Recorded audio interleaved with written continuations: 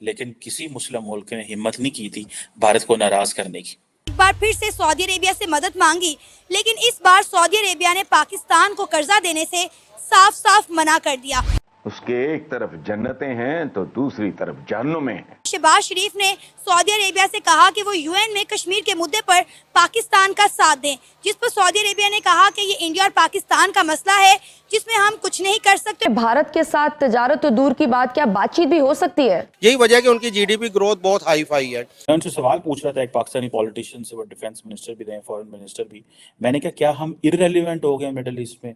उन्होंने कहा इररेलेवेंट तो फिर भी ठीक है, ऑब्सोलीट हो चुके हैं। थोड़ा अर्सा पहले हमें ये बताया गया था 50 अरब डॉलर की इन्वेस्टमेंट आ रही है। अभी वज़ीर आज़म सऊदी अरब से होके आ गए हैं और उनकी मोहम्मद बिन सलमान साहब से मुलाकात भी हुई है। वो पता चला है वो 5 अरब डॉलर हो गई है। वो 50 से ज़ीरो हटा दिया, पीछे 5 रह गया। जो सऊदी अरब है उसने ये भी कहा कि भारत और पाकिस्तान जो है वो अपने इश्यूज बायलैटरली हासिल करें। इट मीन्स कि उन्होंने इंडिया को स्पेस दी है कि जो इंडिया फैसला करे, क्योंकि जितना तेजी से भारत का पलड़ा भारी हुआ है, जितना तेजी से भारत की पोजीशन मजबूत हुई है, अब भारत किसी को भी नहीं सुनेगा। इंडिया ने क्या किया है कि इंडिया ने over the period of time अपना पलड़ा, अपनी जो पॉलिटिकल माइलेज है, इतना ज़्यादा अचीव कर लिया हुआ है कि अब उसने दूसरे मुल्कों को भी बता दिया हुआ है कि आप इसको हमारे बायलैटरल फ्रेमवर्क में करें।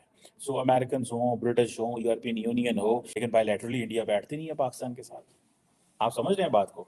बायलैटरली बैठता नहीं है, मल्टीलैटरल किसी फोरम को मानता नहीं है और किसी थर्ड कंट्री की भी नहीं मानता। अगर आपको याद हो कि जब भारत ने 370-35A चेंज किया, रिवोक किए आर्टिकल्स, तो उसके बाद पाकिस्तान कहता रहा सारे आलम इस्लाम से कि प्लीज़ ओआईसी का कोई इजलास बुलाएं, लेकिन किसी मुस्लिम मुल्क ने हिम्मत नहीं की थी भारत को नाराज करने की। उन्होंने पाकिस्तान को नाराज कर लिया था, क्योंकि उसमें क्या होना था, अगर वो इजलास बुलाया जाता तो उसमें फिर भारत के खिलाफ आपको कोई ना कोई रेजोल्यूशन निकालना पड़ना था, जिसको ना सऊदी अरब पसंद करता था, ना यूएई पसंद करता था और ना ही कोई और मुल्क पसंद करता था। और आपने सुना होगा कि पाकिस्तान के जो प्राइम मिनिस्टर हैं शहबाज शरीफ साहब, वो सऊदी अरेबिया के विजिट पर हैं और वहाँ पे उन्होंने सऊदी अरेबिया से शायद मदद मांगी है, एक बार फिर से कर्जा मांगा है। उन्होंने साफ साफ सऊदी अरेबिया ने मना कर दिया है, इनकार कर दिया। उन्होंने कहा कि हम आपको मजीद कर्जा तो नहीं दे सकते, लेकिन यह है कि हम पाकिस्तान में इन्वेस्टमेंट कर सकते हैं। इसी के साथ उन्होंने कश्मीर के मुद्दे पर बात करते हुए कहा कि आप यूएन में जो है कश्मीर के मसले पर हमारा साथ दें, लेकिन उन्होंने कहा कि कश्मीर का मसला इंडिया और पाकिस्तान का बायलैटरल इशू है, इसमें हम कुछ नहीं कर सकते। सर क्या कहना चाहेंगे शहबाज शरीफ के इस दौरे पर आप? बात यह कि भिखारी की कोई इज्जत नहीं होती है, और जब आप हर दफा कर्ज लेने चले जाएंगे लेकिन अगर आप अपने आप को अपने पाँव पे खड़ा नहीं करेंगे तो आपकी इज्जत नहीं होगी। कश्मीर के मौकफ पे आप क्या कहेंगे जो सऊदी अरेबिया ने इंडिया का साथ दिया है? साफ नजर आ रहा है कि इस्लामी ममालिक का झुकाव जो है वो इंडिया की तरफ ज्यादा है पाकिस्तान की बजाय। यहाँ पे भी उन्होंने कहा कि इंडिया और पाकिस्तान का बायलैटरल इशू है, इसमें सऊदी अरेबिया कुछ नहीं कर सकता। देखें जी, जो स्टेट्स होती हैं ना वो हमेशा म्यूचुअल बेनिफिट पे चलती हैं। आप देखें कि इंडिया की इज्जत क्यों है, क्योंकि इंडिया की इज्जत में वहाँ पे उसके वोट की इज्जत है। वहाँ का वोटर डिसाइड करता है कि जी मेरा वजीर आज़म कौन होगा। कि आप अपने पाकिस्तान के साथ 1947 से उठा के देख लें आज तक, लेकिन वहाँ पे पॉलिटिकल स्टेबिलिटी रही, वोट को इज्जत मिलती रही, और उसकी वजह से, क्योंकि देखें पॉलिटिशियन जो होता है वो मजबूर होता है, उसको पता है कि मैंने वोट लेके आना है, मैं काम नहीं करूँगा कल को मुझे कोई वोट नहीं देगा, और वो काम करता है। जबकि अगर आप ये देखें कि जब हमें पता, हम यहाँ पे जो है ना खुद साख्ता लीडर क्रिएट करते हैं कि जो काउंसलर बनने का कैंडिडेट नहीं होता उसको हम प्राइम मिनिस्टर ऑफ पाकिस्तान बना देते हैं, और प्रीवियसली होता रहा। इसी वजह से पाकिस्तान का ये हाल है कि इस टाइम आपने कर्जों की ये पोजीशन है कि 74 बिलियन डॉलर से ऊपर आप लोग जा चुके हैं।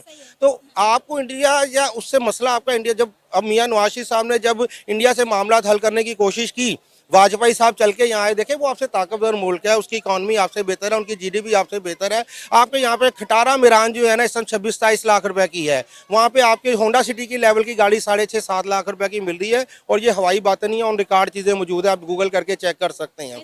तो वो देखें पूरी दुनिया के इन्वेस्टमेंट वहाँ पे है, सऊदीया वहाँ पे अरबों डॉलर की इन्वेस्टमेंट कर रहा है और पैसे कमा रहा है, तो वो इंडिया से क्यों अपने हालात खराब करेगा? जबकि उन्हें पता है हमने ये हम पाकिस्तान को एक भाईबंदी पे, क्योंकि हमारा इस्लामिक उनसे रिश्ता है, उन्होंने हमें सपोर्ट करना होता है, वो हमें करते हैं। तो लेकिन वो अपनी एक इस्लामिक मोहब्बत की वजह से करते हैं, लेकिन जब दो स्टेट आपस में डील करती हैं वो म्यूचुअल इंटरेस्ट के ऊपर करती हैं। जब तक आपका म्यूचुअल इंटरेस्ट नहीं होगा, इंडिया से उनको बेनिफिट है, वहाँ अरबों खरबों रुपए की इन्वेस्टमेंट है, वहाँ के इन्वेस्टर आते हैं, इन्वेस्ट करते हैं, पैसा कमाते हैं। हैं। हमारे यहाँ पे जो है हम जब भी हमारा वज़ीर आज़म जाता है, प्राइम मिनिस्टर के साथ साथ चीफ ऑफ आर्मी स्टाफ जाता है, जो है हमारे साहब का वज़ीर आज़म कहते थे जी पैकेज ले आए हैं, मौजूदा भी जाते हैं, तरले मारते हैं। तो ये कब तक और भिखारी की पूरी दुनिया में मैम कोई इज्जत नहीं होती है। सर क्या लगता है कश्मीर किसका हिस्सा बनना चाहिए? आपने तमाम चीजें खुद बता दी हैं और कश्मीर में आप देख लें जिस तरह इंडिया डेवलपमेंट कर रहा है, वहाँ के लोगों को एम्पावर कर रहा है, वहाँ पे आईटी के हब्स बन रहे हैं, नौजवान तबके को जो है रोजगार के मौके दिए जा रहे हैं। तो आपको लगता है कि इस सारी सूरत हाल में जम्मू कश्मीर इंडिया को छोड़कर पाकिस्तान के साथ इल्हाक करना चाहेगा? देखिए जो दुनिया है ना, जो तरक्की करती है, जो सर्वाइवल है, वो बात का सोचती है। अनफॉर्चुनेटली हमारे सर पे पड़ती है, तो हम जो है ना बातों को सोचना शुरू करते हैं। वो लोग पॉलिसी बनाते हैं, उसको इम्प्लीमेंटेशन करते हैं, क्योंकि वहाँ पे हमारी क्या डिमांड है कि जी कश्मीरियों को हक़ खुद इरादियत उनकी मर्जी के मुताबिक दिया जाए। अब वो 70 साल से तो हम दिलवा नहीं सके हैं। उसकी रीज़न ये है कि आप और मजीद 4 जंगें 3 जंगें लड़ चुके हैं और अनडिफाइंड जंगें भी हमने बेशुमार लड़ी हैं। उसका रिजल्ट क्या निकला? कुछ भी नहीं। दोनों तरफ अगर आप देख लें तो पाकिस्तान और इंडिया की आबादी मिलके पूरी दुनिया का आई थिंक कम से कम 40% आबादी बनती है। अगर 6-7 अरब है तो हम 2-2.25 अरब के ऊपर चले जाते हैं। तो सर आपको पता है वर्ल्ड बैंक ने भी एक रिपोर्ट शाया की है कि अगर इंडिया और पाकिस्तान के हालात बेहतर हो जाते हैं तो पाकिस्तान के जो एक्सपोर्ट है उसका में 80% इजाफा हो जाएगा, जिसकी कीमत $25 बिलियन है। फिर हमें IMF के 3-3 बिलियन के कर्जे लेने के लिए उनके तरले नहीं करने पड़ेंगे। देखिए जी, उसकी सबसे बड़ी रीज़न ये है कि जो अभी लास्ट गवर्नमेंट में CPEC शुरू किया गया था, अगर वो पहले आई थिंक $60 बिलियन का था जब मियां नवाज शरीफ साहब की गवर्नमेंट आई थी। उसके बाद शायद नेक्स्ट गवर्नमेंट में उसको होल्ड कर दिया गया, उस पर काम रुक गया था। अब फिर सुना है कि उसके ऊपर दोबारा काम स्टार्ट किया गया है। देखिए कि जब आपकी ट्रेड बढ़ेगी, आप जो है CPEC रूट्स के तहत इंडिया की, क्योंकि आपको पता है मैन्युफैक्चरिंग बहुत हाई फाई है। मैंने अभी जैसे अपने इंटरव्यू में पहले कहा कि आपका यहाँ पे खटारा गाड़ी जो है वो मिल रही है 26-27 लाख रुपए की, और जबकि वहाँ पे जो होंडा सिटी लेवल की गाड़ी जो है ना वो आपको 6-6.5 लाख में दे रहे हैं। तो इट्स मीन कि वहाँ की जो मैन्युफैक्चरिंग फैसिलिटीज़ हैं, गवर्नमेंट की सपोर्ट है, इन्वेस्टर है, वो हाई फाई उसको अकोमोडेशन मिल रही है और वो प्रोडक्ट जनरेट कर रहा है। यही वजह है कि उनकी GDP ग्रोथ बहुत हाई फाई है। जियो पॉलिटिक्स में कंट्री टू कंट्री जो रिलेशन होते हैं वो प्योरली इंटरेस्ट बेस्ड होते हैं, लेकिन पाकिस्तान को ये बात समझने में 75 साल लग गए और पाकिस्तान को हमेशा ऐसा लगता रहा कि जितने भी मुस्लिम देश हैं वो पाकिस्तान को सपोर्ट करेंगे हर फ्रंट पर, और उसका रीज़न ये है कि वो भी मुसलमान हैं और हम भी, और ये रीज़न इनफ है सपोर्ट पाने के लिए हर प्रकार का। लेकिन पाकिस्तान को अब जाकर समझ आ रहा है कि जब एक कंट्री के इंटरेस्ट दूसरे कंट्री के इंटरेस्ट से कोलाइड होते हैं तो वो रिलेशन वैसे नहीं रह पाते। हाल ही में सऊदी अरेबिया ने पाकिस्तान को स्नब करते हुए $50 बिलियन की जो इन्वेस्टमेंट थी उसे घटाकर 5 बिलियन कर दी। साथ ही साथ उन्होंने कश्मीर मुद्दे पर कोई भी स्टेटमेंट देने से भी इनकार कर दिया और बोला कि भारत पाकिस्तान का ये बायलैटरल मुद्दा है और सऊदी अरेबिया इस पर कोई भी कमेंट नहीं करेगा। जिसके बाद पाकिस्तानियों को शॉक लग गया और उनका ऐसा मानना है कि पाकिस्तान को धोखा दिया है सऊदी अरेबिया ने, जबकि पाकिस्तान को ये समझ में बिल्कुल नहीं आता कि कंट्री उसी देश का सपोर्ट करते हैं जिनसे उनका कुछ लेना देना होता है, इनको कुछ फ़ायदा होता है।